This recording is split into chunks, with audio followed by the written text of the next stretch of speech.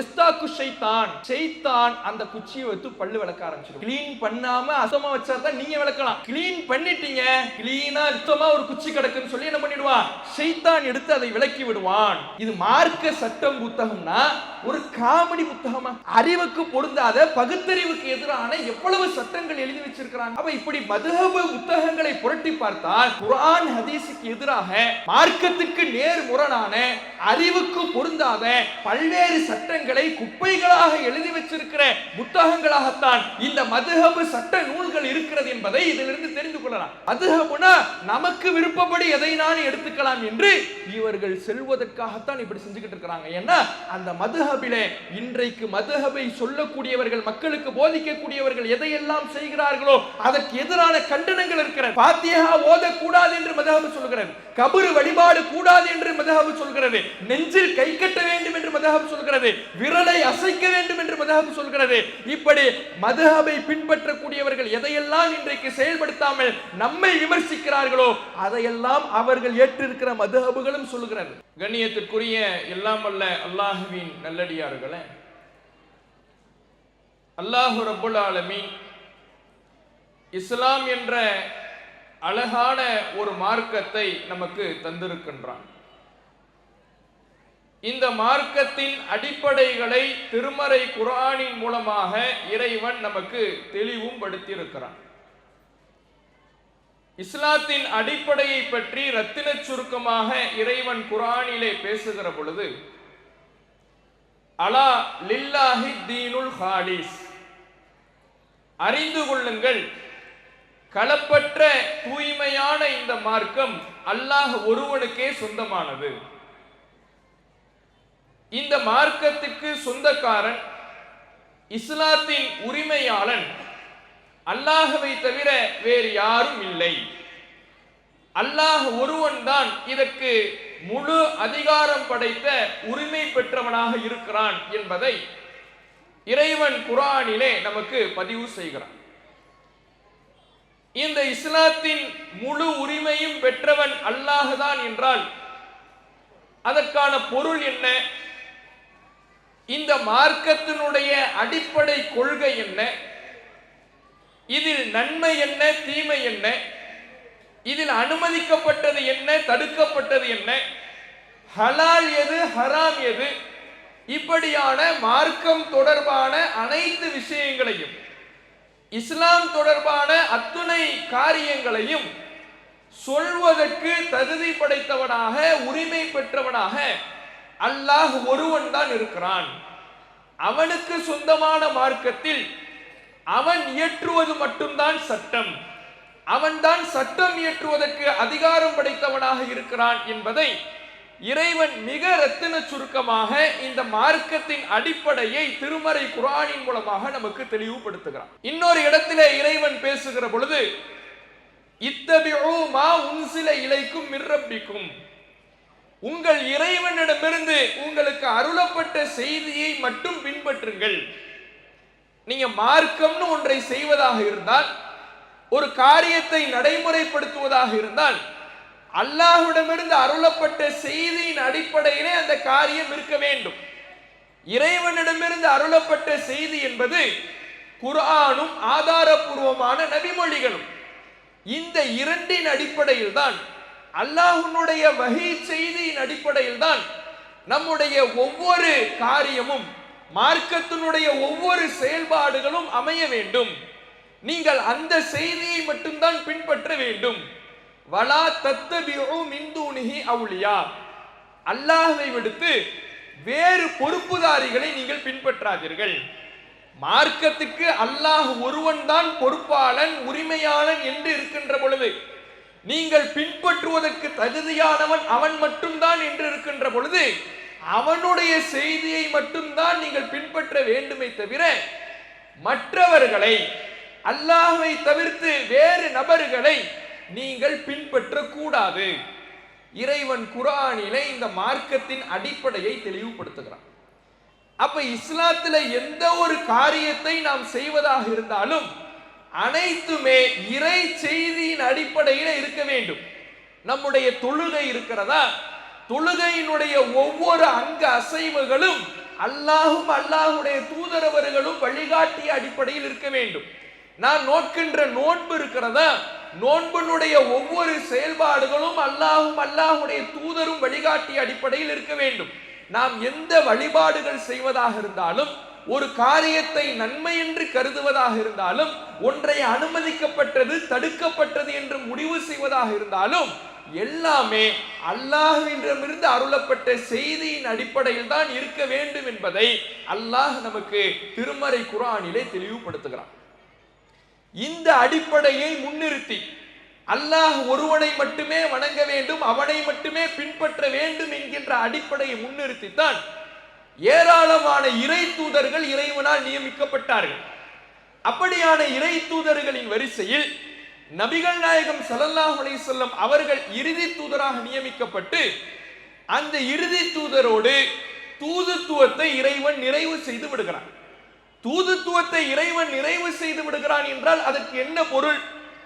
மார்க்கம் என்று, திருமறை குர்ஆனுடைய வசனங்கள் என்று, மக்களுக்கான வழிகாட்டல் என்று எந்த இறை செய்தியும் நபி ஸல்லல்லாஹு அலைஹி வஸல்லம் அவர்களுக்கு பின்னால் யாருக்கும் அருளப்படாது. வஹியை மட்டும்தான் பின்பற்றணும் என்றால் அந்த வஹி நபி ஸல்லல்லாஹு அலைஹி வஸல்லம் அவர்களோடு முற்று பெற்று விட்டது. அல்லாஹ்வுடைய தூதரவர்களுக்கு பின்னால் மார்க்க வழிகாட்டி என்று, இறை தூதர் என்று எந்த ஒருவரும் கிடையாது. இப்படி தூதுத்துவத்தை இறைவன் நிறைவு செய்துவிட்டு இந்த மக்களுக்கு, முகமது நபியினுடைய சமுதாயமான நமக்கு மிகப்பெரிய ஒரு பேர் அருட்கொடையாக இறைவன் திருமறை குர்ஆனை தருகிறான். இந்த திருமறை குர்ஆன் இறுதி நாள் வரை, மறுமை நாள் வரை ஒட்டுமொத்த அகில மக்களுக்கும் வழிகாட்டுகின்ற வழிகாட்டியாக இருக்கும்.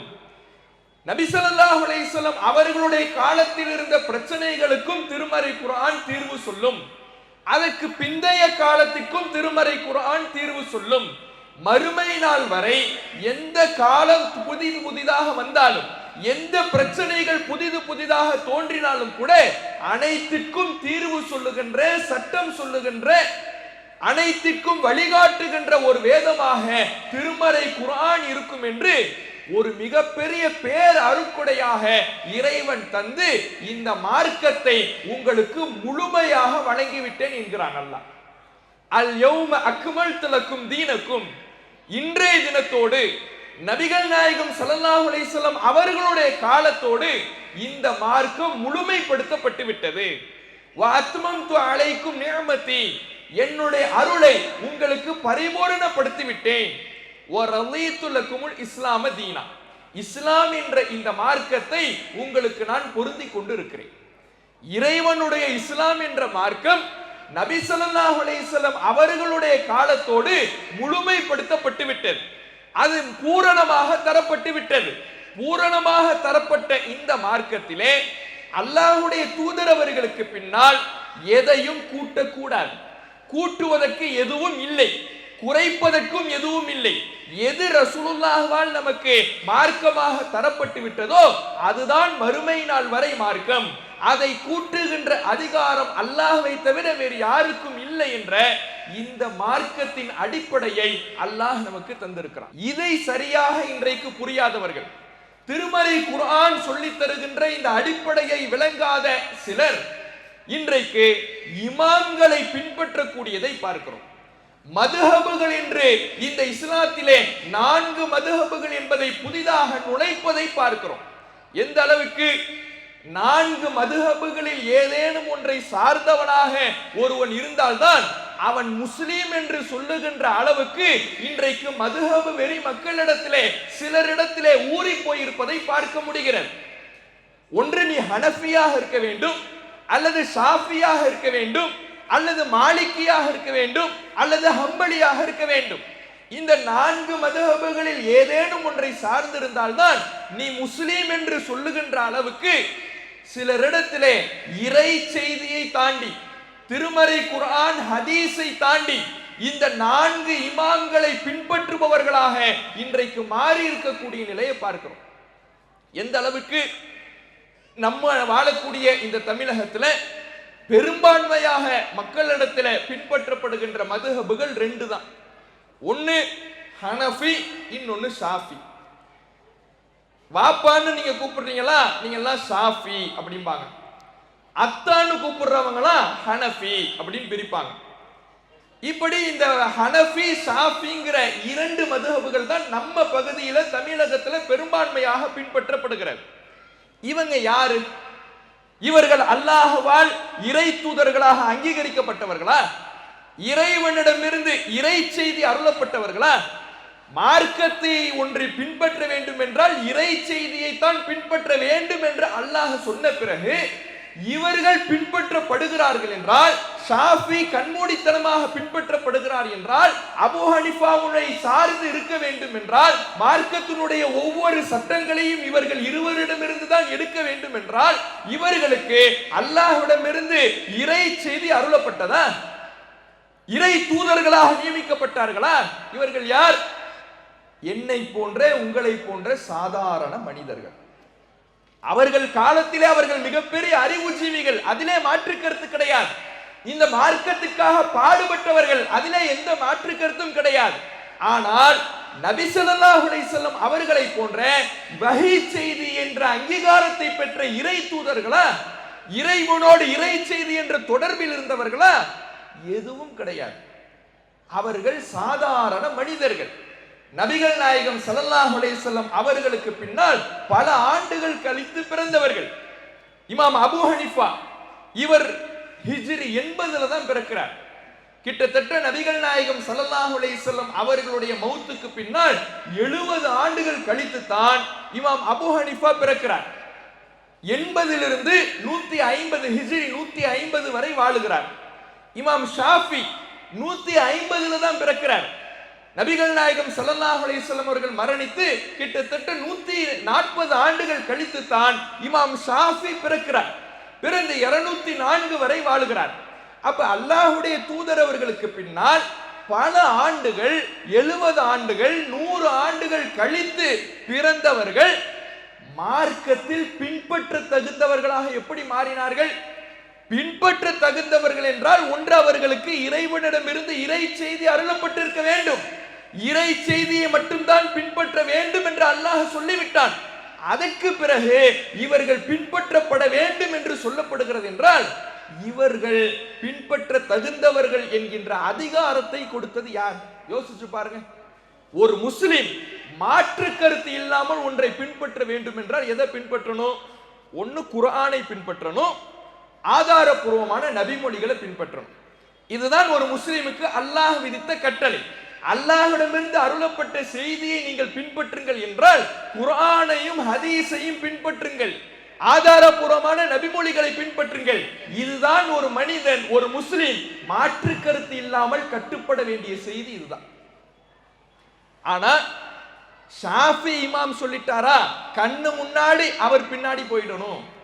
அபூ ஹனீஃபா ஒரு சட்டத்தை சொல்லிவிட்டாரா, அவருடைய மதுஹபுல ஒரு சட்டம் எழுதப்பட்டிருக்கிறதா, கண் முன்னாடி அந்த சட்டத்தை பின்பற்றி விட வேண்டும். இதை தாண்டி யோசிக்க கூடாது. குர்ஆனை நாம விளங்க கூடாது, ஹதீஸ்களை எடுத்து படிக்க கூடாது என்று ஒரு 2 மனிதர்கள் 4 மனிதர்கள் மார்க்கத்திலே முன்னிலைப்படுத்தப்படுகிறார்கள் என்றால் எங்கே கொண்டு வந்து நிறுத்துகிறார்கள்?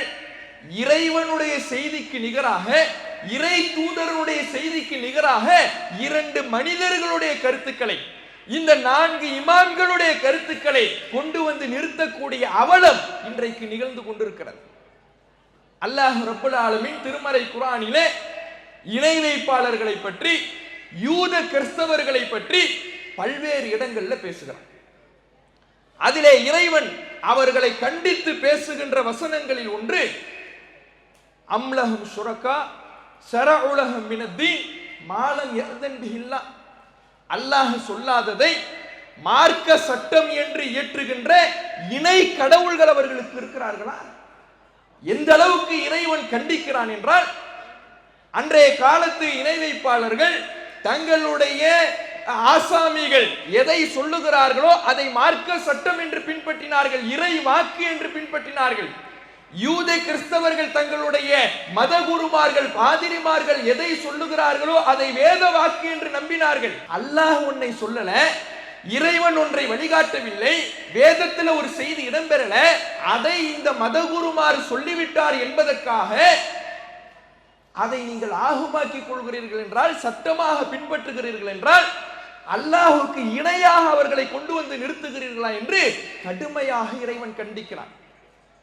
அத்தகைய கண்டனத்துக்கு உரித்தானவர்களாக இன்றைக்கு மதுஹபை பின்பற்றக்கூடியவர்கள் குர்ஆனை எடுத்து புரட்டுவது கிடையாது, ஹதீஸ்களை எடுத்து படிப்பது கிடையாது. குர்ஆன் ஹதீஸை படிப்பது நமக்கு ஆகும் ஆகாது என்று சொல்லி இந்த இமாம்களை, இமாம் ஷாஃபியை, இமாம் அபூ ஹனீஃபாவை, இமாம் மாலிக்கை, இமாம் அஹ்மதை சார்ந்து அவர்கள் சொன்ன சட்டத்திலே எந்த மாற்று கருத்தும் இல்லை என்று அப்படியே கண்மூடி பின்பற்றி செல்லுகிறார்கள் என்றால், மார்க்க சட்டம் இயற்றும் அதிகாரிகளாக அவர்களை அல்லாஹ்வுடைய அதிகாரத்தை பெற்றவர்களாக கொண்டு வந்து நிறுத்துவதற்கு யார் அனுமதி கொடுத்தது? இந்த மார்க்கத்தின் உரிமையாளன் அல்லாஹ் கொடுத்தானா? அப்ப இந்த மதுஹப் என்ற பெயரில குர்ஆனுடைய அடிப்படைக்கு எதிராக, மார்க்கத்தினுடைய அடிப்படைக்கு எதிராக மனிதர்களை இறைவனுடைய அதிகாரம் பெற்ற இடத்திலே கொண்டு வந்து நிறுத்தக்கூடியதை பார்க்கிறோம். சரி, இந்த மதுஹப்ல அப்படி என்னதான் இருக்குது? மதுஹப், அந்த இமாம்கள் அப்படி என்னதான் சொல்லிட்டு போயிருக்கிறாங்க? இமாம் ஷாஃபியின் பெயரால் எழுதப்பட்ட ஷாஃபி மதுஹப் சட்டங்கள், இமாம் அபூ ஹனீஃபாவுடைய ஹனஃபி மதுஹப் சட்டங்கள். இன்றைக்கு மக்கள் நாங்கள் மதுஹப்வாதிகள் என்று சொல்லுகிறார்களே, இன்றைக்கு சிலர் 4 மதுஹப்களை பின்பற்றினால் இந்த பள்ளிக்கு தொழவா என்று தடுத்துக் கொண்டிருக்கிறார்களே, 4 மதுஹப்களை ஒன்றை நீ சாரவில்லை என்றால் நீ முஸ்லிமே இல்லை என்று பறைசாற்றி கொண்டிருக்கிறார்களே, அப்படிப்பட்ட அந்த மதுஹபிலே அப்படி என்னத்தான் இருக்கிறது? குர்ஆன் ஹதீஸ் இருக்கிறதா? குர்ஆன் ஹதீஸுக்கு நேர் முரணான சட்டங்கள் தான் இருக்கிறது. உதாரணத்துக்கு நமக்கு குர்ஆன் ஹதீஸ் சொல்லக்கூடிய சட்டம் என்ன? ஒரு பயணி ஒருவர் இருக்கிறார் என்றால், தொழுகை விஷயத்துல அந்த பயணிக்கு மார்க்கம் ஒரு சலுகையை வழங்குகிறது. என்ன சலுகை? 4 ரக்காத்து தொழுகைகளை 2 ரக்காத்துகளாக தொழுது கொள்ளலாம், கசர் செய்து கொள்ளலாம், சுருக்கி கொள்ளலாம்.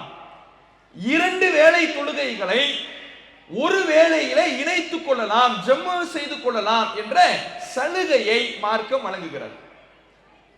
இந்த செய்தி நபிகள் நாயகம் ஸல்லல்லாஹு அலைஹி வஸல்லம் அவர்கள் இந்த சலுகையை வழங்கியதை பற்றி அனஸ் ரலியல்லாஹு அன்ஹு அவர்களிடம் கேட்கப்படுகிறது.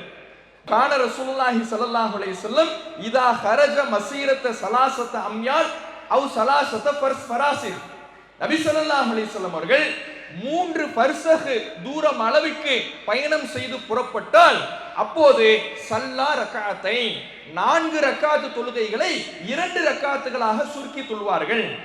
அல்லாஹ்வுடைய தூதர் அவர்கள் கசர் தொழுகை, கசர் என்கின்ற சலுகையை பயணம் செய்தால் 3 பர்சஹ் தொலைவில் பயணம் செய்தால், 3 பர்சஹ்னா 25 கிலோமீட்டர், நாம் வாழக்கூடிய ஊரிலிருந்து 25 கிலோமீட்டர் தொலைவுக்கு நாம் சென்று விட்டோம் என்றால் அப்போது கசர் என்கின்ற சலுகை பயன்படுத்திக் கொள்ளலாம், 2 வேளை தொழுகைகளை ஒன்றாக ஜம்மு செய்து கொள்ளலாம் என்று நமக்கு பயண தொழுகையினுடைய சட்டம் சொல்லப்படுகிறது. ஆனா மதுஹப்ல பார்த்தீங்கன்னா இந்த சட்டம், இந்த சலுகைங்கிறது கிடையாது. அசல் அப்படிங்கிற கிதாபுல ஹனஃபி மதுஹபினுடைய சட்ட புத்தகத்துல என்ன சொல்லப்படுகிறது? லா யுஜ்மஉ பைன ஸலாத்தைனி ஃபி வக்தின் வாஹிதின் ஃபி ஹலரின் வலா சஃபரின், உள்ளூரிலேயும் சரி பயணத்திலேயும் சரி ஒரே நேரத்தில் 2 தொழுகைகளை ஜம்மு செய்து தொழுவது கூடாது. மா ஹலா அரஃபத வல் முஸ்தலிஃபா, அரஃபா முஸ்தலிஃபாவில் தவிர. ஹஜ்ஜுக்கு போகும் பொழுது அரஃபாவுலையும் முஸ்தலிஃபாவுலையும் மட்டும் நீங்க இப்படி ஜம்மு செய்து தொழுதுக்கலாம். ஆனா மற்ற நேரத்துல நீங்க உள்ளூர்ல இருந்தாலும் சரி, மற்ற நேரத்துல நீங்க உங்க ஊர்ல இருந்து எவ்வளவு தூரம் பயணம் செய்து ஒரு பயணியாக நீங்கள் மாறிவிட்டாலும் சரி, உங்களுக்கு இந்த ஜம்மு செய்வது என்பது கிடையாது என்று எழுதி வச்சிருக்கிறாங்க. அப்ப மார்க்கம் நமக்கு ஒரு சலுகையை வழங்குகிற பொழுது அந்த சலுகைக்கு முரணாக இந்த மதுஹப் சட்டம் என்ன சொல்லுகிறது என்றால், மார்க்க சட்டம் சொல்லுகின்ற அந்த சலுகை இல்லை என்று அதற்கு நேர் முரணாக சொல்வதை பார்க்கிறோம். இப்போ ஒரு முஸ்லிம் எதை எடுத்துக்கிறது? ஹதீஸ்ல நபிகள் நாயகம் ஸல்லல்லாஹு அலைஹி வஸல்லம் அவர்கள் வழங்குகிற சலுகை எடுத்துக்கொள்வதா, இல்ல நான் ஒரு ஹனஃபி, அதனால ஹனஃபி மதஹப் சட்ட நூல்ல என்ன இருக்குதோ அதைத்தான் நான் எடுத்துக்கிறதா? எதை எடுத்துக்கொள்வது ஒரு முஸ்லிமுக்கு கடமை. இறைவனும் இறை தூதரும் எதை சொல்லி இருக்கிறார்களோ அவர்களை நோக்கித்தான் நான் செல்வேன் என்று தான் ஒரு முஸ்லிம் தன்னுடைய மார்க்க வழிமுறை அமைத்துக் கொள்ள வேண்டுமே தவிர, இந்த இமாம் அபு ஹனீஃபா சொல்லிட்டாரு, ஹனஃபி மதஹப் சட்ட நூல்ல சொல்லப்பட்டிருக்குது, அதுதான் எனக்கு மார்க்கம் என்றால், இப்போதுதான் அல்லாஹ் கேட்கக்கூடிய இணை வைப்பாளர்களை நோக்கி கேட்கக்கூடிய அதே கேள்வி நம்மை நோக்கி வரும். அல்லாஹ் சொல்லாதத மார்க்க சட்டம்னு சொல்லுகிற இணை கடவுள்கள் உங்களுக்கு இருக்கிறாங்களா? இணையாளர்கள் உங்களுக்கு இருக்கிறாங்களா? அந்த அதிகாரத்தை யார் கொடுத்தது? அத்து அல்லிமுனல்லாஹ பிதீனிக்கும், அல்லாஹ்வுடைய மார்க்கத்தை நீங்க அவனுக்கு கற்றுக் கொடுக்கிறீங்களா? மார்க்கம்ங்கிறது அல்லாஹ் கற்றுக் கொடுக்க வேண்டும். இறைவனால் கற்றுக் கொடுக்கப்பட வேண்டிய மார்க்கத்தை நீங்கள் அவனுக்கு கற்றுக் கொடுக்கிறீர்களா என்று அல்லாஹ் கேட்கிறானே. அப்ப மதுஹபை பின்பற்றக்கூடியவர்கள் சிந்தித்து பார்க்கணும். மதுஹபிலே இமாம் சொல்லிவிட்டார் என்ற காரணத்தினாலேயே அது குர்ஆனில் உள்ளது, ஹதீஸில் உள்ளதுங்கிறது அர்த்தம் கிடையாது. ஏன்னா அந்த இமாம்கள் வாழ்ந்த காலத்துல அவர்களுக்கு பல ஹதீஸ்கள் தெரியாம இருந்திருக்கலாம், அவர்களுக்கு கிடைக்காம இருந்திருக்கலாம், அவர்களுக்கு இன்றைக்கு இருக்கிற வசதிகளை போன்று சாப்ட்வேர் வசதி போன்று கிதாபு வசதி போன்று அன்றைக்கு கிடையாது. அவர்களுக்கு என்ன செய்தி கிடைத்ததோ அதன்படி அவர்கள் சட்டம் சொல்லியிருக்கலாம். ஆனா நமக்கு எல்லா செய்தியும் கிடைச்ச பிறகு, நபி ஸல்லல்லாஹு அலைஹி வஸல்லம் அவர்களுடைய வழிகாட்டல்கள் நமக்கு வந்த பிறகு நான் அதையத்தான் நான் எடுத்துக்குவேன்னு சொன்னா, இங்கே அல்லாஹ்வுடைய தூதரவர்களை விட இந்த இமாம்களை தூக்கி பிடிக்கிறோம் என்று பொருள். மக்கள் சிந்தித்து பார்க்கணும்.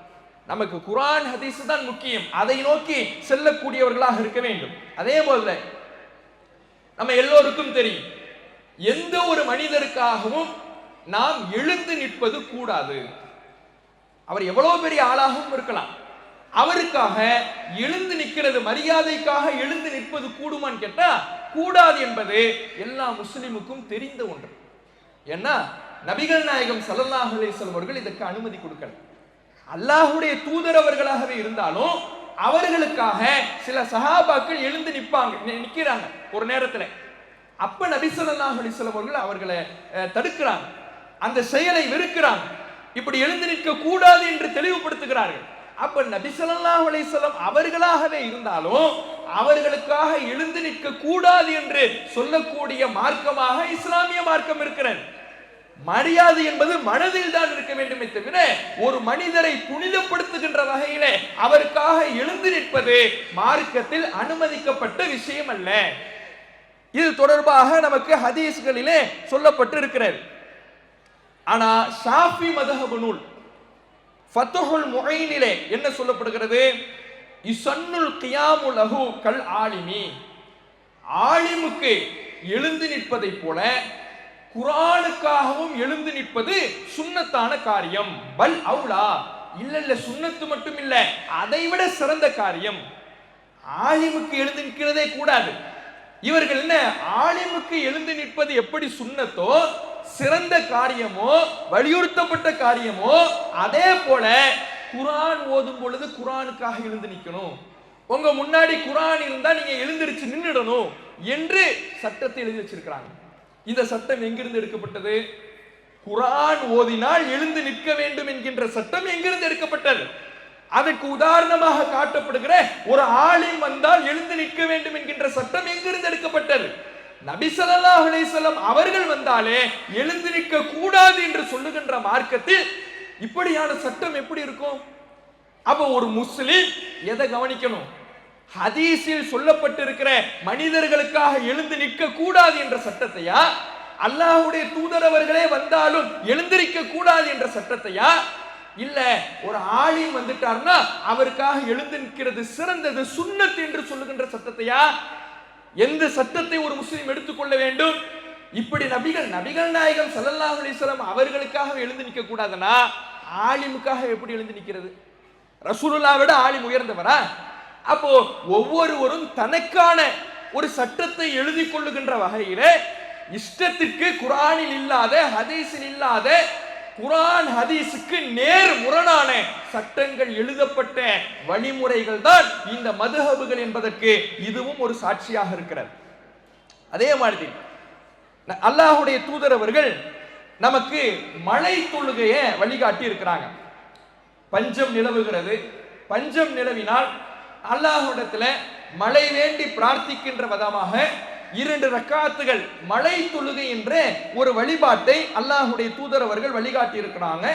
இது தொடர்பான செய்தி சஹீஹ் முஸ்லிம்ல, திர்மிதியில எல்லாம் இடம்பெறுகிறது. ஆனால் ஹனஃபி மذஹபினுடைய சட்ட நூலான ஹிதாயாவிலே என்ன சொல்லப்படுகிறது? லைஸ ஃபில் இஸ்திஸ்காஇ ஸலாத்துன் மஸ்னூனா பில் ஜமாஆ, ஜமாத்தாக சேர்ந்து மழையை வேண்டி பிரார்த்திக்கின்ற விதமாக தொழுகின்ற தொழுகை என்பது சுன்னத்து இல்லை, அப்படி ஒரு வழிமுறையே கிடையாது.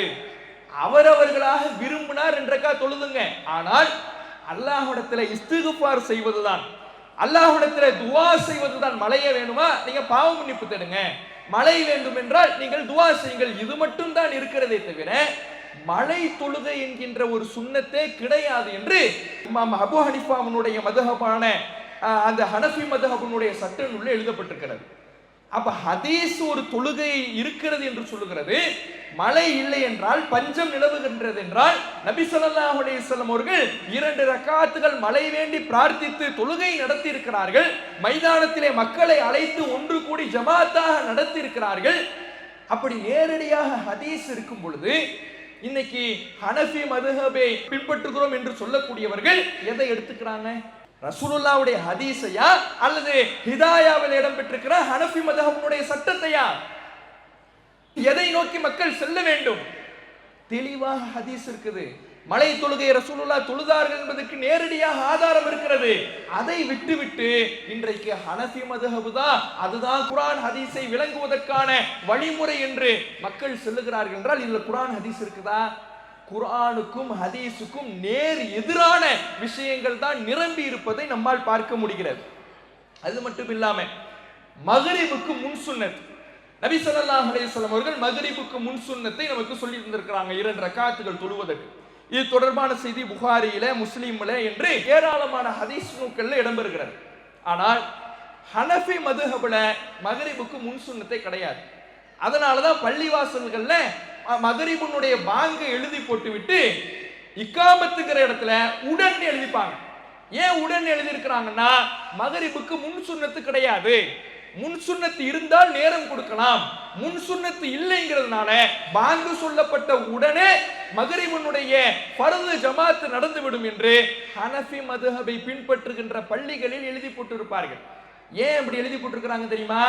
புகாரியில நபிகள் நாயகம் ஸல்லல்லாஹு அலைஹி வஸல்லம் அவர்கள் மக்ரிபுக்கு முன் சொன்ன செய்தி இருந்தாலும் 2 ரக்காத்துகள் தொழுவதற்கு அல்லாஹ்வுடைய தூதர் அவர்கள் வழிகாட்டிய நமக்கு வழிகாட்டல்கள் ஹதீஸ்களிலே சொல்லப்பட்டாலும் அந்த ஹதீஸ்களை தூக்கி தூர எறிந்துவிட்டு இன்றைக்கு தொழுகை போர்டுகளிலே ஹனஃபி மذஹபுகளை சார்ந்தவர்கள் உடன் என்று தொழுகைக்கான நேரத்தை குறிப்பதற்கான காரணம் அவர்கள் ஏற்றிருக்கின்ற சட்ட நூலான ஹிதாயாவிலே எழுதப்பட்டிருக்கிறது.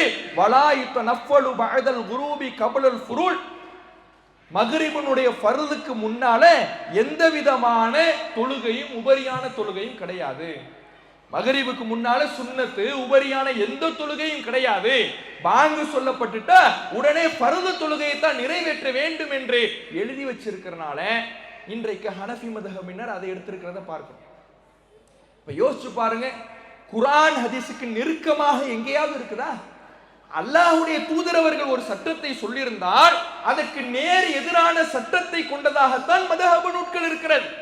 மذஹபு நூட்களிலே எழுதப்பட்ட சட்டங்கள் இருக்கிறது. ஒரு முஸ்லிமுக்கு எது கடமை? இந்த இமாம் சொல்லிவிட்டார் என்பதனால் கண்மூடி பின்பற்றுவது ஒரு முஸ்லிமுக்கு கடமையா? அந்த அங்கீகாரத்தை அல்லாஹ் கொடுத்திருக்கிறானா? அல்லாஹ்வுடைய தூதர் கொடுத்திருக்கிறார்களா? எந்த மார்க்க அங்கீகாரமும் பெறாமல் ஒரு காலத்திலே வாழ்ந்த அறிஞர் பெருமக்களான அவர்கள் தங்களுக்கு கிடைத்த செய்திகளை வைத்து சட்டம் எழுதியிருக்கக்கூடியவர்கள், அவர்களுடைய கருத்துக்கள் எப்படி மார்க்க ஆதாரமாக ஆகும்? குர்ஆன் மார்க்கம், ஹதீஸ் மார்க்கம். சரி, அவங்களுக்கு தான் அந்த குர்ஆன் ஹதீஸ் கிடைக்கல, அதனால அவங்களுக்கு தெரிஞ்சதை வச்சு சட்டம் சொன்னாங்க, அவங்க கருத்தை சொன்னாங்க. நமக்கு கிடைச்ச பிறகு, நமக்கு ஹதீஸ்கள் வந்த பிறகு அதைத்தான் பிடிச்சிட்டு தொங்குவன்னா அப்ப இதுதான் மதுஹபு வெறி. இந்த மதுஹபு வெறி என்பது களையெடுக்கப்பட வேண்டியது. குர்ஆனுக்கு எதிரானது, இஸ்லாத்துக்கு முரணானது, இஸ்லாத்தின் அடிப்படையை தகர்த்தெறியக்கூடியதாக இருக்கிறது என்பதை நாம பார்க்கணும். அதே மாதிரி நாம ஏற்கனவே சொன்ன மாதிரி ஒரு உணவுப் பொருளை ஹராம் ஹலால் என்று சொல்வதாக இருந்தால் அது அல்லாஹ்வுடைய வஹீ செய்தியின் அடிப்படையில் இருக்கணும். ஆனா இவங்க மதுஹபு நூல்ல இஷ்டத்துக்கு சில உணவுகளை ஹராம் என்று சொல்லி வைத்திருப்பதை பார்ப்போம். என்ன உணவு? கடல் உயிரினங்கள் இருக்குல்ல, கடல் உயிரினங்களை பொறுத்தவரையில எல்லாமே நமக்கு ஹலால் தான். அதுல ஹராம்ங்கிறது ஒண்ணு இல்ல. ஹராமாக இருக்கும் என்றால் ஒரு ஹதீஸ் நமக்கு அதை தெளிவுபடுத்தணும், அல்லது குர்ஆன் வசனம் தெளிவுபடுத்தணும். ஹனஃபி மதுஹபு சட்ட நூல்ல பினாயா ஷரஹுல் ஹிதாயா, ஹிதாயாவுடைய ஷரஹான பினாயா அப்படிங்கிற நூல்ல எழுதியிருக்கிறாங்க, வ யுக்ரஹு அக்லு மா சிவ சமக்கி, கடல்ல மீனை தவிர்த்துள்ள மற்ற உயிரினங்களை உண்பது அது வெறுக்கத்தக்கது, மக்ரூஹ். மக்ரூஹ்னா என்ன? வெறுக்கத்தக்கது, அதை உண்பது கூடாது. என்னென்ன? கஸ்ஸரத்தான், நண்டு, நண்டு போன்ற கடல்ல இருக்கக்கூடிய உயிரினங்களை நீங்கள் உண்பது கூடாது, மக்ரூஹ். இது ஹராமு, இது மக்ரூஹ், இதை உண்பது கூடாதுன்னு சொல்லுகின்ற அதிகாரத்தை இவர்களுக்கு யார் கொடுத்தது? ஒரு உணவு பொருள் ஹலால் ஹராம் என்றால் குர்ஆன் வசனம் தெளிவுபடுத்தணும். இறைவன் ஹராம் என்று ஒன்றை தெளிவுபடுத்தவில்லை என்றால் எல்லாமே ஹலால் தான். அப்ப நண்டு ஹராம் என்று எந்த ஒரு ஆதாரமும் மார்க்கத்திலே வராத பொழுது நண்டு திங்கிறது கூடாது எழுதி வச்சிருக்கப்படுதுன்னா அப்ப இவர்கள் எங்கிருந்து இந்த ஆதாரத்தை எடுத்தாங்க? அவ ஹனஃபி மதுஹப் சாரங்களா இன்றைக்கும் சில பேர் என்ன பண்றது கிடையாது, இந்த நண்டு சாப்பிட மாட்டாங்க, ஏன்னா ஹனஃபி மதுஹப்ல இருக்கு. அப்போ ஒரு முஸ்லீம் எதை ஏத்துக்கணும்?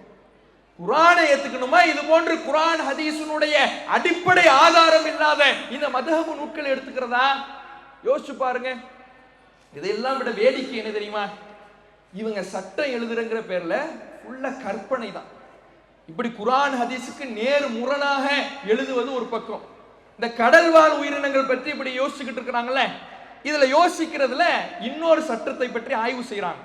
ஹனஃபி மதுஹபுல ஹனஃபி மதுஹபுனுடைய சட்ட நூலான ரத்துல் முக்தாரு, பதாயு சனாயி, இது போன்ற நூட்களில் எல்லாம் ஒரு ஆய்வை மேற்கொள்றாங்க. என்ன ஆய்வுனா, மா அதா அன்வாஇ சமக்கி மின் நஹ்வி இன்சானில் மா, கடல்ல மீனை தவிர்த்து உள்ள எல்லாமே ஹராம். இது ஹனஃபி மதுஹபுனுடைய சட்டம். கடல் உயிரினம்னு சாப்பிடுறதா இருந்தா மீனை மட்டும்தான் சாப்பிடணும், இது தவிர்த்து வேற எதையும் சாப்பிடக்கூடாது அப்படிங்கிறது ஹனஃபி மதுஹபுனுடைய சட்டம். அதுல எதெல்லாம் தெரியுமா? மின் நஹ்வி இன்சானில் மா, கடல் மனிதனை போன்று. கடல் மனிதன் என்ன? இந்த கடல் கன்னி, கடல் மனிதன் அப்படின்லாம் சொல்லி கற்பனை கதாபாத்திரங்கள் காமிக்ஸ்ல, சினிமா திரைப்படங்கள்ல வரும்ல, அத மேல இருந்து தலையிலிருந்து இடுப்பு வர மனித உருவமா இருக்கும், இடுப்பிலிருந்து காலு வர மீன் உருவமா இருக்கும். இதுதான் கடல் கன்னி, கடல் மனிதன் பாங்க. இந்த உயிரினத்தை சாப்பிடலாமா கூடாது? எப்படி ஆய்வு போகுதுன்னு பாருங்க. மதுஹபு நூல்கள்ல இதுக்கு ஒரு ஆய்வு. இது என்ன ஆய்வு? இப்படி ஒரு உயிரினம் முதல்ல இருக்குதா? கடல்ல கடல் கன்னி அப்படிங்கிற ஒரு உயிரினம் இருக்குதா முதல்ல?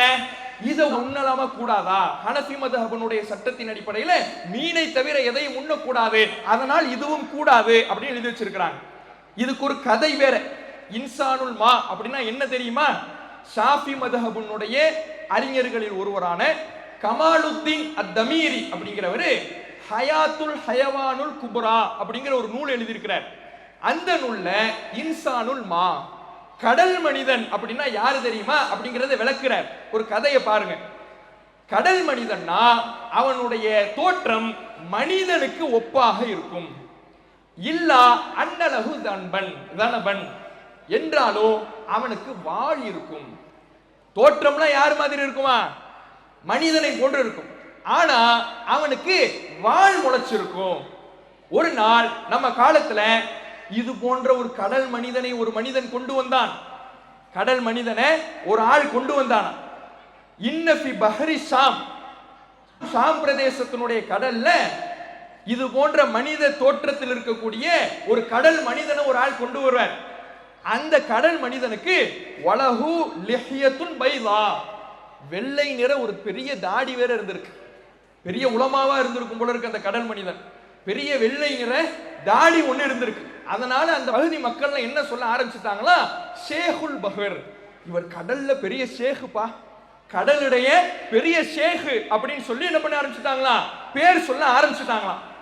இவரை பார்த்தாலே, அந்த கடல் மனிதன் இருக்கிறாருல, அந்த கதாபாத்திரம் இருக்குல்ல, அந்த கதாபாத்திரத்தை மக்கள்லாம் பார்த்தாலே இஸ்தபுஷரு பில் ஹஸப், நல்லது நடக்க போகுதுன்னு நற்செய்தி பெற்றுக்குவாங்க. நம்மால் வந்துட்டாரு, ஷேகுல் பஹ்ர் வந்துட்டாரு, கடல் ஷேக் வந்துட்டாரு அப்படின்னு சொல்லி இது நமக்கு நல்ல செய்தி, நற்ற குணம் அப்படின்னு சொல்லி மக்கள்லாம் நினைக்க ஆரம்பிச்சிடுவாங்களாம்.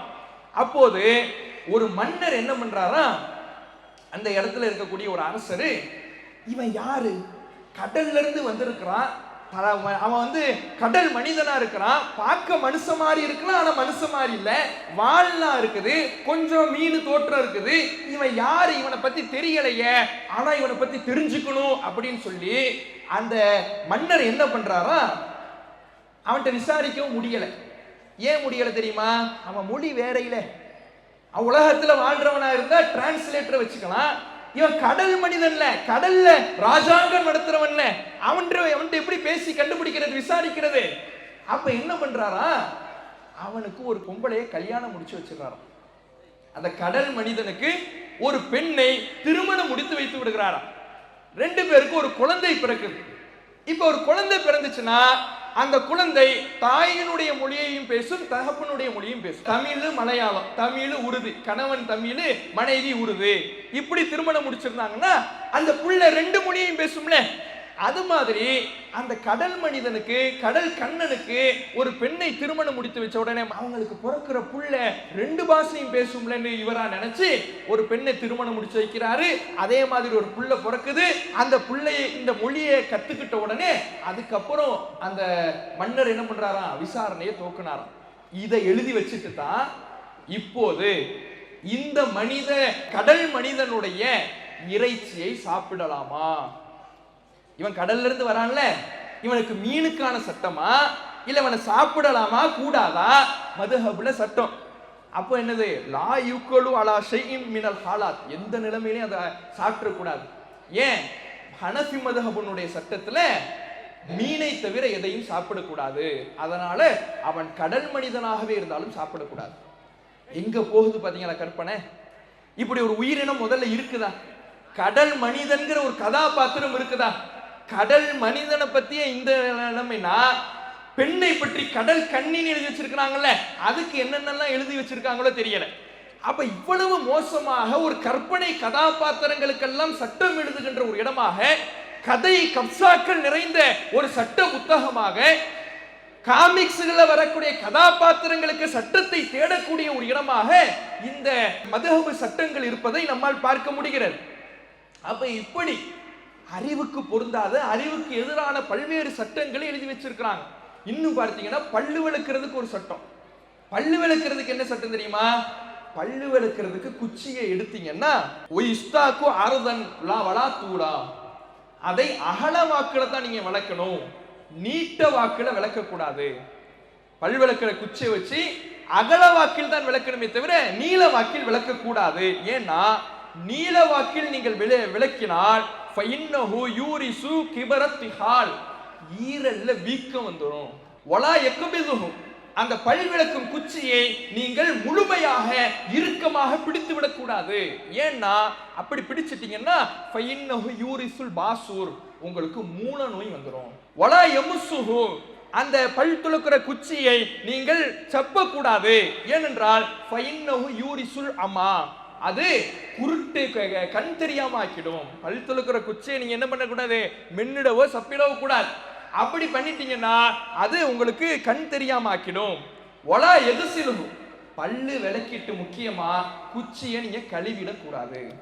கழுவிட்டீங்கன்னு வைங்க, எஸ்தாக்கு ஷைத்தான் அந்த குச்சியை வைத்து பல்லு விளக்க ஆரம்பிச்சிடுவான்.